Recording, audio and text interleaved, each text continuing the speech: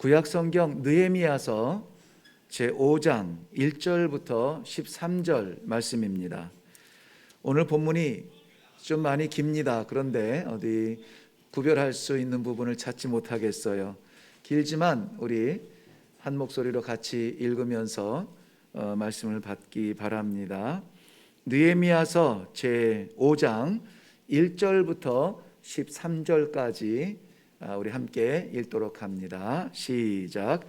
그때에 백성들이 그들의 아내와 함께 크게 부르짖어 그들의 형제인 유다 사람들을 원망하는데, 어떤 사람은 말하기를 우리와 우리 자녀가 많으니 양식을 얻어먹고 살아야 하겠다 하고, 어떤 사람은 말하기를 우리가 밭과 포도원과 집이라도 저당 잡히고 이 흉년에 곡식을 얻자 하고, 어떤 사람은 말하기를 우리는 밭과 포도원으로 돈을 빚내서 왕에게 세금을 바쳤도다. 우리 육체도 우리 형제의 육체와 같고 우리 자녀도 그들의 자녀와 같거늘 이제 우리 자녀를 종으로 파는도다. 우리 딸 중에 벌써 종된 자가 있고 우리의 밭과 포도원이 이미 남의 것이 되었으나 우리에게는 아무런 힘이 없도다 하더라. 내가 백성의 부르짖음과 이런 말을 듣고 크게 노하였으나 깊이 생각하고 귀족들과 민장들을 꾸짖어 그들에게 이르기를 너희가 각기 형제에게 높은 이자를 취하는도다 하고 대회를 열고 그들을 쳐서 그들에게 이르기를 우리는 이방인의 손에 팔린 우리 형제 유다 사람들을 우리의 힘을 다하여 도로 찾았거늘 너희는 너희 형제를 팔고자 하느냐? 더구나 우리의 손에 팔리게 하겠느냐 하매 그들이 잠잠하여 말이 없기로, 내가 또 이르기를 너희의 소행이 좋지 못하도다. 우리의 대적 이방 사람의 비방을 생각하고 우리 하나님을 경외하는 가운데 행할 것이 아니냐?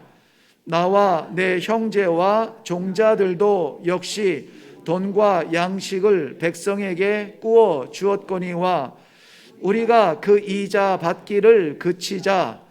그런즉 너희는 그들에게 오늘이라도 그들의 밭과 포도원과 감람원과 집이며 너희가 구워준 돈이나 양식이나 새 포도주나 기름의 100분의 1을 돌려보내라 하였더니, 그들이 말하기를 우리가 당신의 말씀대로 행하여 돌려보내고 그들에게서 아무것도 요구하지 아니하리이다 하기로, 내가 제사장들을 불러 그들에게 그 말대로 행하겠다고 맹세하게 하고, 내가 옷자락을 털며 이르기를 내 말대로 행하지 아니하는 자는 모두 하나님이 또한 이와 같이 그 집과 산업에서 털어 버리실지니 그는 곧 이렇게 털려서 빈손이 될지라 하매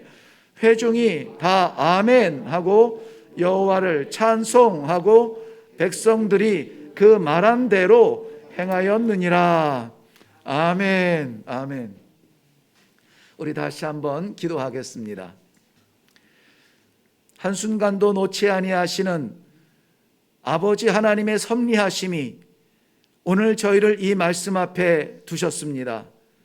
부족한 종의 연약함을 가리워 주시옵시고 아버지 친히 말씀하여 주사 사랑하는 주의 백성들이 다시 한번 믿음의 재기,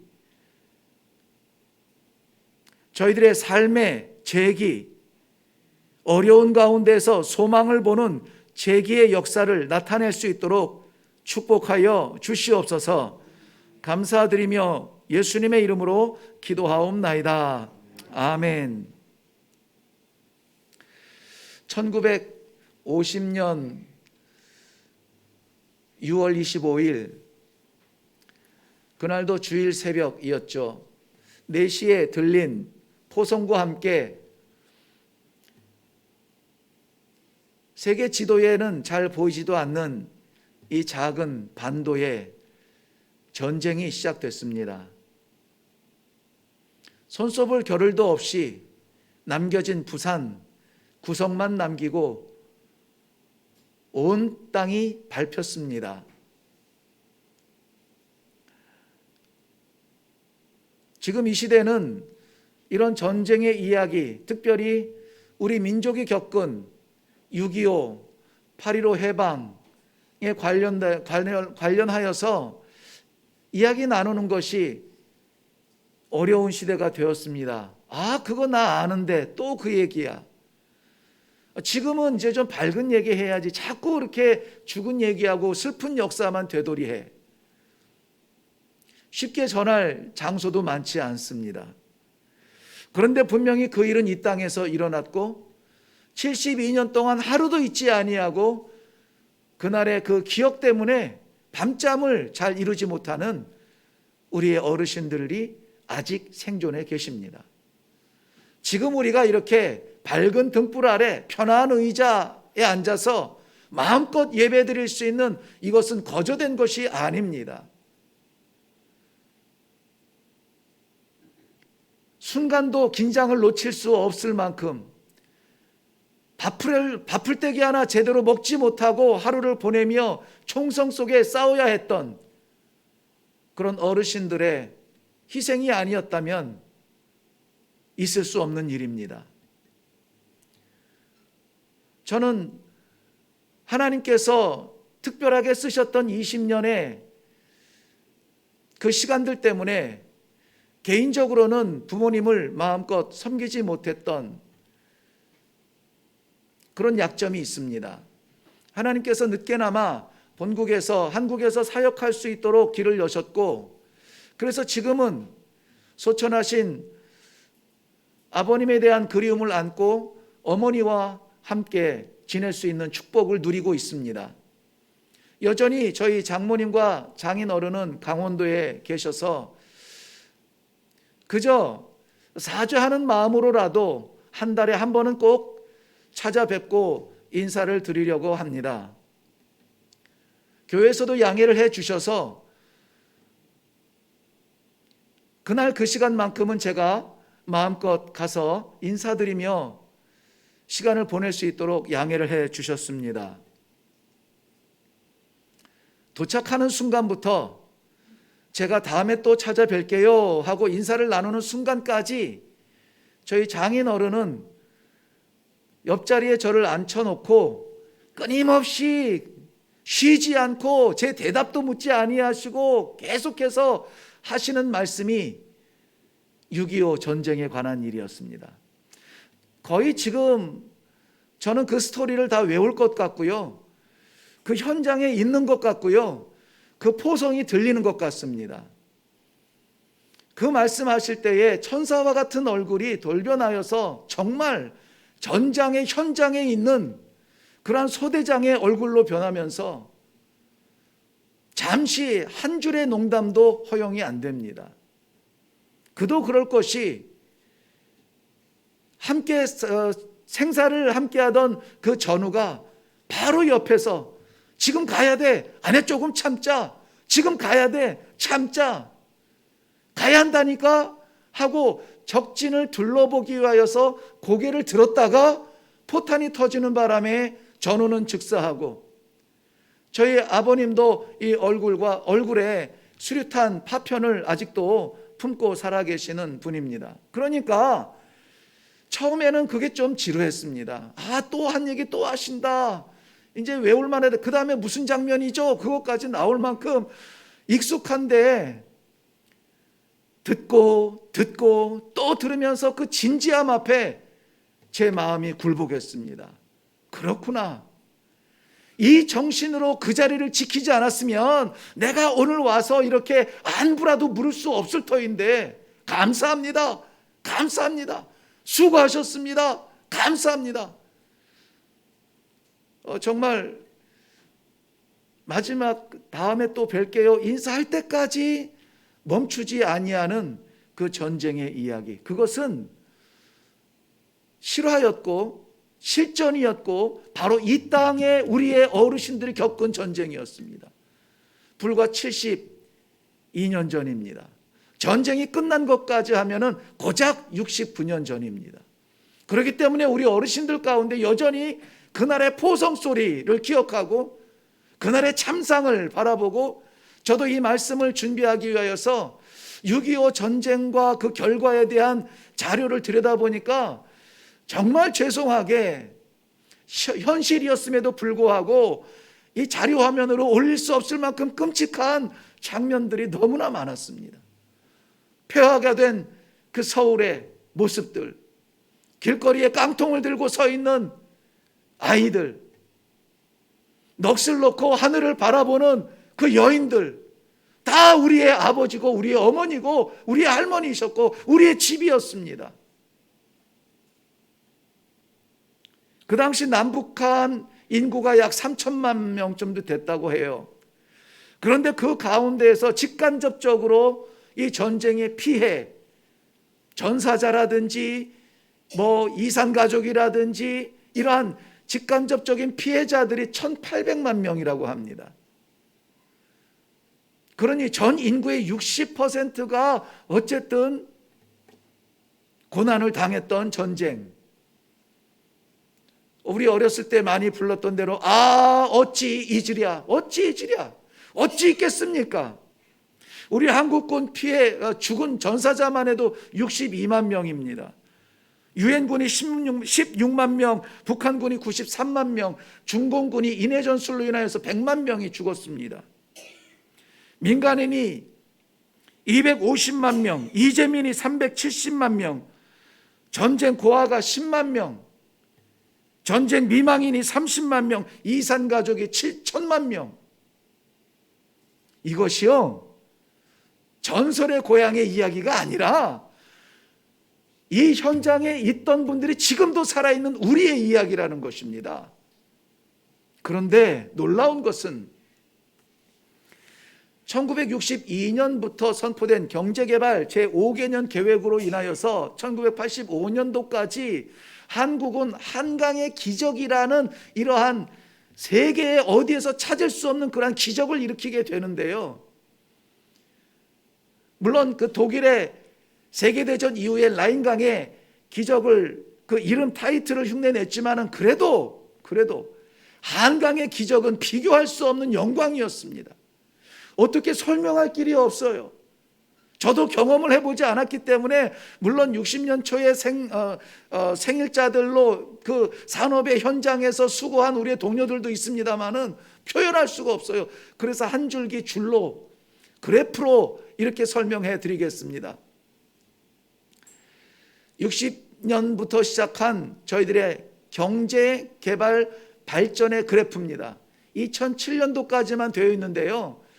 저것이 그냥 사람이 쭉 그 줄을 그은 것이 아니라 이 민족의 전쟁 다음 세대와 전쟁 당면한 세대들이 얼마나 다음 세대를 위하여서 별 보고 나가 일을 하며 별 뜬 것을 바라보며 퇴근했던 그러한 모습들, 산업의 역군들의 발자취가 저렇게 그려져 있는 것입니다. 저런 상승 곡선을 무엇으로 그리겠습니까? 여러분의 건강 지표가 저렇게 그려지나요? 저희들의 성공 지표가 저렇게 그려질 수 있을까요? 그런데 저것이 대한민국의 전쟁을 치루었던 우리의 어르신들, 우리의 선조들이 그린 발전, 그리고 다시 일어난 대한민국의 경제 지표라고 하는 것이 놀랍지 않습니까? 예배 주기를 하지만은 저는 저 발자취를 위하여서 우리 다 같이 감사합니다. 박수 한번 치고 말씀 받으면 좋겠어요. 박수 한번 칩시다. 감사하세요. 감사해야 됩니다. 나는 총 한 번 들어본 적이 없지만은 이렇게 평화를 누리고 있습니다. 재역전, 그리고 다 허물어진 그 땅을 재건하여서 오늘 이 대한민국을 이루었던 그분들이 받아마땅한 그러한 박수였습니다.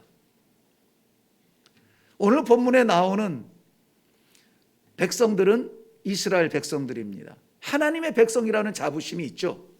그런데 이스라엘 백성들은 우상 숭배와 사람들 이 나라 저 나라에 의존하면서 꾸벅거리면서 나 좀 도와줘, 나 좀 도와줘 이 구걸하면서 살아갔던 그러한 정치적인 실패들, 하나님으로부터 등 돌리고 돌아보지 아니하는, 회개하지 아니하는 불신의 그 모습들로 인하여서 하나님께서는 그의 자녀들이지만 백성들이지만 북이스라엘은 아수르에 짓밟히고 남유다, 조그맣게 남은 남유다마저 바벨론에 의해서 짓밟히는 고통의 역사를 맛봅니다. 그런데도 하나님은 그 완악한 마음들을 버리지 아니하시고 70년의 오랜 훈련과 교육을 통하여 다시 예루살렘으로 돌려 보내주십니다. 세 차례에 걸쳐서 포로로 끌려갔던 이스라엘 백성들 일부가 돌아오는데요, 1차는 스룹바벨을 지도자로 해서 돌아와서 예루살렘 성전을 건축하게 하죠. 2차는 에스라를 통하여서 돌아와서 성전 거룩한 백성에 걸맞게 살아가지 못하는 이스라엘 백성들에게 신앙의 재교육을 시키죠. 세 번째 돌아올 때는 오늘 본문에 나오는 이 느헤미야 선지자를 앞장 세워서 이스라엘 백성들이 돌아오게 됩니다. 그리고 무너진 성벽을 재건하게 되죠. 오늘 저는 대한민국이 6.25 전쟁의 참상으로부터 재건하여서 오늘을 이룬 것처럼 이스라엘 백성들이 어떤 모양이었든지 간에 나라 뺏기고 민족의 정체성 뺏기고 끌려갔다가 돌아와서 성전과 성곽을 세워나가는 과정 속에서 재건의 꿈을 꾸며 애썼던 모습을 교훈 삼아서 지난 3년에 코로나로 인하여서 주저앉았던 우리들의 신앙과 익숙해진 비대면의 예배가 이제는 편리하잖아, 괜찮잖아, 그렇게 해도 되지 않을까? 타협해가는 우리의 신앙들 다시 하나님 앞에 사한 제물로 드려지는 예배의 현장으로 우리의 신앙이 재건되어지는 것을 꿈꾸며 도전할 수 있는 그러한 예배의 시간이, 그러한 말씀의 시간이 되기를 먼저 주님의 이름으로 축원합니다. 본문에서 하나님께서 그 재건, 다시 지을 수 있도록 재건을 위한 열쇠를 몇 가지 우리들에게 주시는데요, 재건을 하기 위하여서는 먼저 서울 황폐해진 그 땅을 다 치웠던 것처럼 치워야 되는, 정리해야 되는 부분들이 있습니다. 재건을 꿈꾸기 전에 먼저 우리 정리를 해야 되죠. 어쩌면 본문은 그것을 말할 수도 있습니다. 먼저는 외부에서 오는 장애들입니다. 외부에서 오는 장애들. 오늘 본문 5장 앞에 보면 4장에서 나오는 말씀이에요. 4장 1절 한번 가보시겠습니까? 자, 재건을 위하여서 우리가 정리해야만 되는 그러한 장애들입니다. 4장 1절 보면 산발랏이 우리가 성을 건축한다 함을 듣고 크게 분노하여 유다 사람을 비웃으며, 유다 사람이 유다 땅에서 유다의 성읍을 재건하는데 왜 자기들이 노하고 자기들이 배 아파합니까? 산발랏을 중심으로 해서 7절을 넘어가 보세요. 7절 넘어가면 4장 7절에 산발랏과 도비아와 아라비아 사람들과 암몬 사람들과 아스도 사람들이 예루살렘 성이 중수되어 그 허물어진 틈이 메꾸어져 간다 함을 듣고 심히 분노하여, 이 말씀을 묵상하는데 이 말이 저절로 나오고, 왜 지네가 분노해? 예루살렘 성전 세우고 예루살렘 성곽 세우는데 왜 자기들이 분노하냐고. 왜 그런지 아세요? 스며들 틈을 잃어버리니까. 공격하고 침노해서 이 유다 백성들 괴롭히고 뺏어가고 훔쳐가고 해야 되는데 이 성벽이 완성이 되면은 들어올 길이 막히니까. 그러면 어떻게 해야 됩니까? 그만둬야 할까요? 아닙니다. 그럼에도 불구하고 우리는 끝까지 해야 되죠. 8절 말씀 보세요.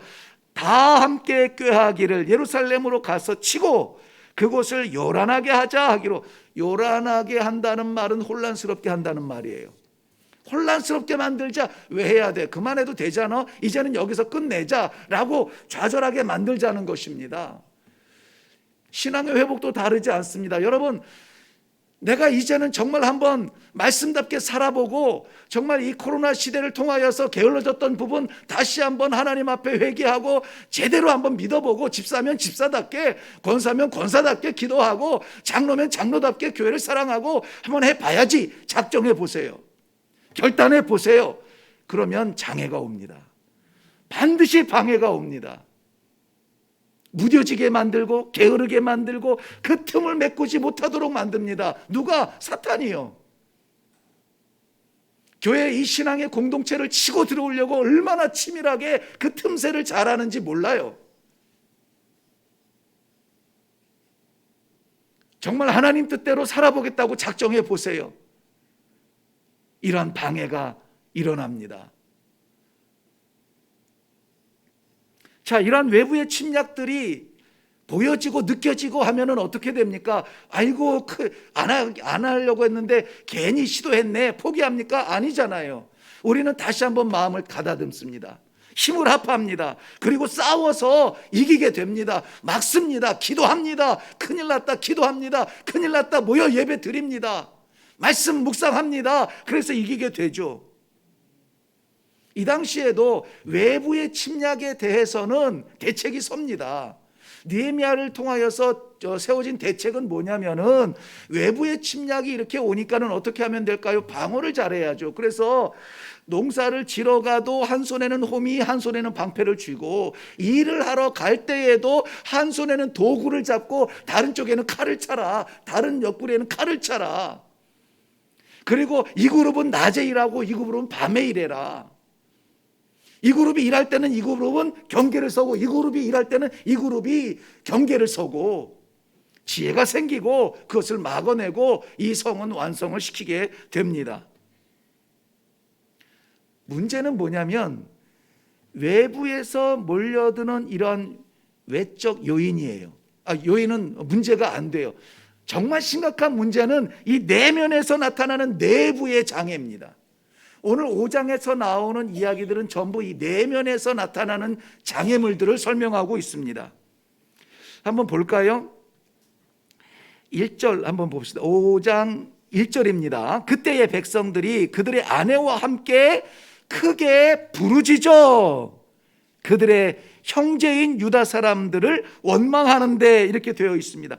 백성들이 부르짖는다는 거예요. 지금 마음을 하나로 하고 힘을 다해서 건축을 해야 됨에도 불구하고 지금 너무나 중요한 때인데 부르짖고 있다는 겁니다.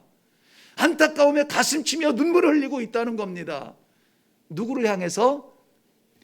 외부에서 쳐들어오는 적들이 아니라 그 형제 유대인들에게. 형제들 때문에 가슴이 아프고, 형제들 때문에 눈물 나고, 형제들 때문에 부르짖고 있다는 겁니다. 어떻게 부르짖어요? 크게. 여기서 크게라고 하는 말은 간절한, 정말 우리의 심장을 도려내는 고통 가운데 부르짖는 것을 말하고 있습니다. 외부에서 방해가 오는 것은 힘을 합해서 으쌰으쌰 한번 해보자, 견딜 수가 있어요. 버틸 수가 있습니다. 그런데 아무리 좋은 계획을 가지고 있어도 내부에서 무너지면 견딜 수가 없습니다. 밖에서 가만둬도 무너집니다. 가정도 마찬가지고 교회도 마찬가지입니다. 아무리 끈끈한 거 가지고 우리가 우정으로 사랑으로 꼭 붙들고 있어도 외부에서 뭐 이 방해하고 장애가 있고 하는 것들은 더 사랑이 뜨거워질 수 있고 더 우정이 뜨거워질 수가 있어요. 그런데 서로 맞지 않으면 어렵습니다. 이 부르짖음이 그 대상이 동일한 형제 유대인이라고 하는 것이 충격이었습니다. 이 말씀을 그래서 이 6.25 전쟁의 기념 예배에 나눌 수 있는 말씀인가를 고민하는데, 다른 것이 아니라 포커스는 이겁니다. 재건해야 된다는 것이죠. 다시 일어나야 된다는 것이죠. 6.25의 폐허 속에 우리가 여전히 살고 있는 것이 아니라 재건했잖아요. 이스라엘 백성들이 피폐한 예루살렘에 돌아왔다가 재건하는 그 현장이잖아요. 우리도 이 재건이 필요하다는 것이죠. 반드시 재건될 겁니다. 지금 이 이스라엘 백성들이 크게 부르짖는 그 목소리는 몇 가지 이렇게 알 수가 있어요. 우리가 자녀가 많으나 양식이 부족하다는 거예요. 자녀는 많은데 양식이 부족해, 먹을 게 없다는 얘기죠. 근데 왜 이게 형제한테 부르짖을 일입니까? 그 말의 배경은 뭐죠? 그 형제들은 음식은 많은데 나누지 않는 형제가 있다는 거예요. 그러니까 그 형제를 향하여서 부르짖는 겁니다. 우리 애들 좀 봐라, 이 바글바글한 애들 좀 봐라. 근데 음식 요거 갖고 나눠야 돼. 그 풍족한 음식 몇 명이서 먹는데 그거 좀 나누지, 그런 얘기예요. 밭과 포도원과 집을 저당 잡히고 곡식을 얻어야만 살 수 있는 형편인데 저당 잡히지 않고도 충분한 이웃들이 있다는 건데 누굽니까? 유대인들, 형제들이에요. 밭과 포도원을 빚을 내서 왕에게 세금을 바쳐야 할 정도로 가진 게 없어요. 심지어는 그 빚을 갚기 위하여서 자녀들, 내 딸들이 노예로, 종으로 끌려가는 현장, 이미 끌려간 자들도 많다는 거예요. 여기 보면 많다는 것입니다. 그런데 정말 눈물이 나는 건 뭔지 아세요? 5절 말씀에 보면은 우리에게는 아무런 힘이 없도다. 아무런 힘이 없다는 거예요. 우리한테는 재건할 수 있는 능력이 안 보인다는 것입니다. 우리는 강자들의 소리와 행동은 눈여겨보지만 약자들의 신음에 대하여서는 별로 들으려 하지 않습니다. 우리 교회 공동체, 물론 천국은 아니어서 분명히 있을 수 있는 일입니다만은 서로 오랫동안 신앙생활하고 이런 뭐 프로그램 저런 거 같이 한 사람들끼리는 서로 아이고 잘 지냈어? 지난 한 주간 어떻게 지냈습니까? 인사도 잘하고 웃기도 잘해요. 그런데 정말 낯선 이 한 명이 들어와서는 두리번거리며 조마조마하는 마음으로 예배를 드리면은 관심도 안 줘요. 어떻게 해서 올라왔을까? 기도하러 왔을까? 감사하러 왔을까? 예배 드리러 왔을까? 누구 만나러 왔을까? 궁핍한 백성들의 신음에 우리가 마음을 열어주지 않으면은 우리 형제들은 우리를 향하여서 크게 부르짖을 겁니다. 세상이 아파하는데 우리만 안 아프겠다고, 우리만 평안하겠다고, 우리만 잘 살겠다고, 복 받겠다고, 그럼 성경적 신앙은 아니에요. 그런데 문제는 뭐냐면 이렇게 백성들이 궁핍하고 음식은 부족한 빚을 내서 또 집을 저당 맡기고 빚을 내야만 살아갈 수 있는 이러한 이 궁핍한 상황이 문제가 아니라 더 큰 부르짖음, 더 큰 문제가 그 내면에 또 있습니다. 6절 한번 보세요. 6절 보면 내가 백성의 부르짖음과 이런 말을 듣고 크게 노하였다는 거예요. 크게 노하였다. 누구에게? 부요한 귀족들에게, 귀족들을 향하여서. 여기서 말하는 부요한 귀족들은 바로 백성들이 크게 부르짖었던 그 형제 유대인들이에요. 그들 가운데 부요한 사람들이 어떻게 됐습니까? 궁핍한 이웃을 바라보지 못하고 자기 배 채웠다고 만족해하며 돈을 구워줬겠죠. 저당 잡고 구워줬겠죠. 그런데 어떻게 해요? 이자를 받고 궁핍한 형제가 하나님의 재산인 밭과 포도밭과 집을 저당 잡히면서 얻어가는데 거기에 이자를 받아요. 신명기 23장은 분명히 율법적으로 이렇게 정했습니다. 내가 형제에게 구워 주거든 이자를 받지 말지니라.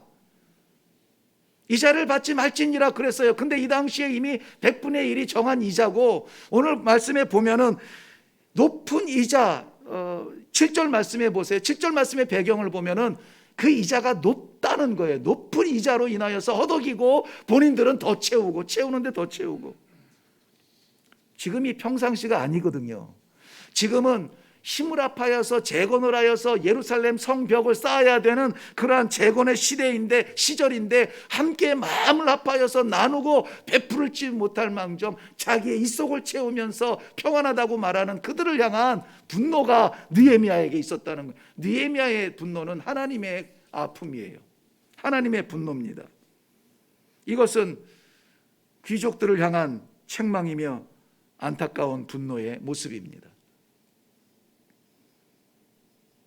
교회 안에 우리 믿음의 공동체의 형제들과 자매를 돌아볼 수 있기를 바랍니다.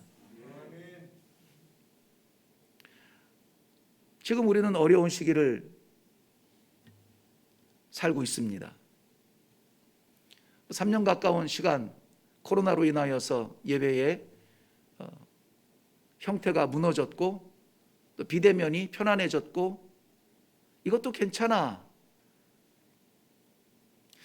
어려운데 왜 교회는 이 어려운 재정을 써가면서 이 카페를 새롭게 하고 뭐 한 끼를 먹어도 밝은 식탁에서 먹자고 그 이 식탁의 색깔도 밝은 걸로 하고 오늘 이따가 지나가면서 한번 완성은 안 됐는데요. 그 식탁 우리 저 카페를 지금 구석구석 조밀조밀 바꿔가고 있는데 문짝을 하나 좀 이렇게 다뤄놨는지 모르겠는데요. 아무튼 뭐 전도사님이 애를 써가지고 지금 2달 걸려서 그 문짝 하나 만들었어요. 색깔도 이쁘고 아주 그 신세대 카페다운 모습들을 갖고는 카페를 자랑하는 것이 아니라 왜 그런 일들을 하느냐 이거죠. 왜 그런 일들을 하느냐 교회가. 그리고 왜 바쁜데 예배 마치고 빨랑 그냥 후다닥 빨리 흩어져야 되는데 그 뭐 20분 15분이 됐든 20분이 됐든 모여가지고 말씀의 나눔 시간을 또 갖고 또 그냥 조용히 그냥 와서 예배만 드리면 좋겠는데 뭐 입술을 통해서 고백하게 하고 자꾸 왜 그런 것들을 하느냐 이거죠. 서로를 살피고 알아가며 사랑하고 기도하기 위한 몸부림인 것이죠.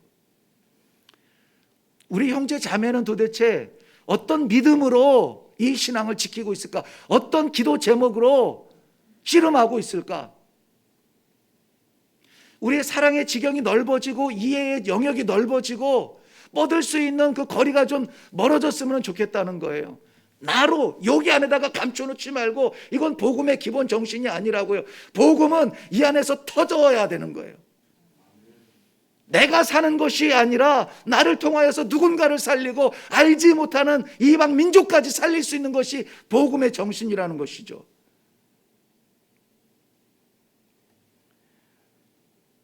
나라를 염려하고 외부에 방해가 되는 원수들과 싸우고 성벽을 건축하는 것, 이거 다 귀한 일입니다.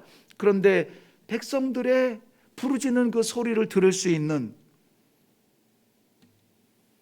그 마음은 우리가 오늘 회복해야 되는 하나님의 부르심이고 초청입니다.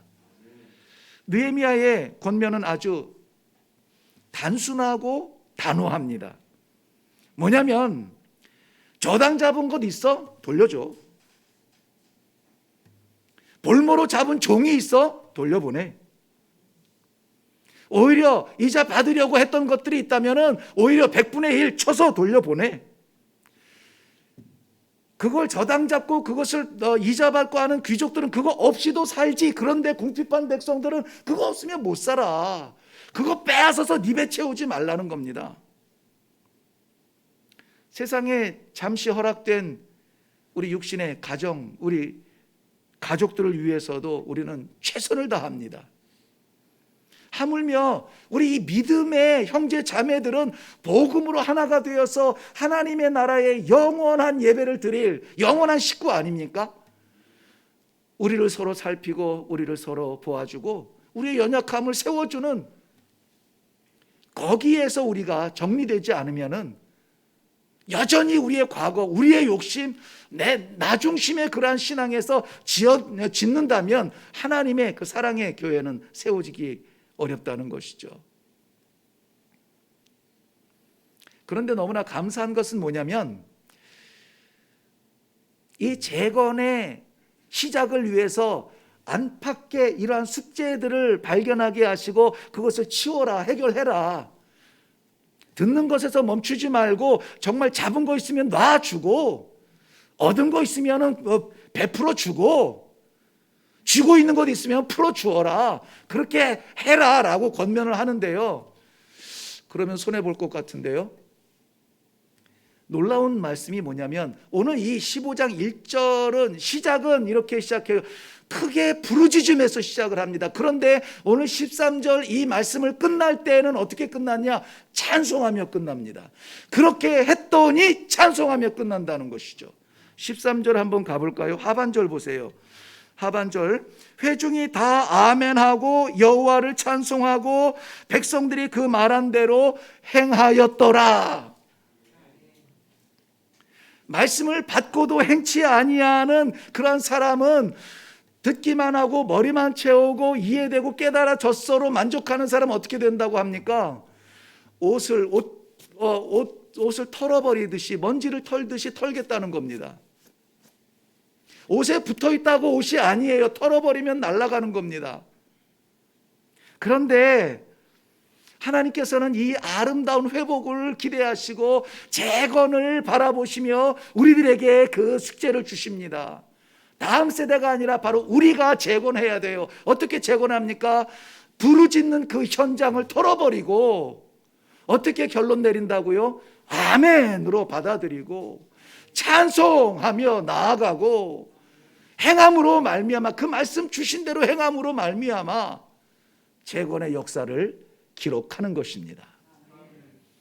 재건되어진 곳에 들어가서 누리는 것 어렵지 않아요. 그런데 저는 개인적으로 연약한 몸 지혜지만 생각해 보면은 그렇게 수고하고 땀 흘리고 목숨 걸어 재건한 그들은 하나님이 독특하게 기억하실 것 같아요. 우리의 신앙 공동체 안에 고통받는 부르짖는 눈물의 소리가 사라지고 말씀에 아멘하고 하나님의 기대에 찬송하고 우리의 마음에 주신 거룩한 부담 그대로 나아가 행동함으로 말미암아 다른 사람, 다른 교회가 아니라 바로 여기 있는 우리 신앙, 우리 동지, 형제, 자매들을 통하여서 일회교회가 다시 재건되고 대한민국 위하여서 기도만 할 것이 아니라 대한민국의 복음의 세계가 다시 재건되고 허물어져가는 이 땅 위에 선교의 지경이 넓어지고 어려울수록 그곳에서 찬란하게 빛나는 복음의 샛별들이 떠오르는 그 복된 현장을 함께 누리시자고요. 기도하겠습니다. 살아계셔서 역사하시는 하나님 아버지, 반도의 작은 땅덩어리에 포화로 뒤덮였던 세웠던 모든 건물들은 무너지고 거리를 뛰놀던 사람들은 쓰러지고 6.25 전쟁에 다시는 없어야 될 전쟁에 아픔을 딛고 이렇게 오늘의 대한민국을 이루어 주심을 인하여 감사합니다. 이것이 역사였고 현실이었습니다.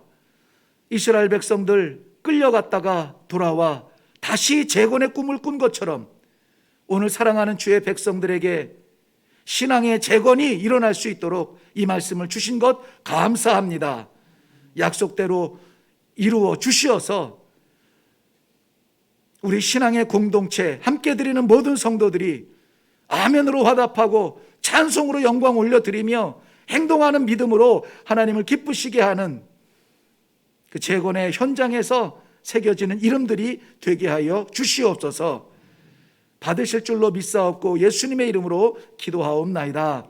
아멘.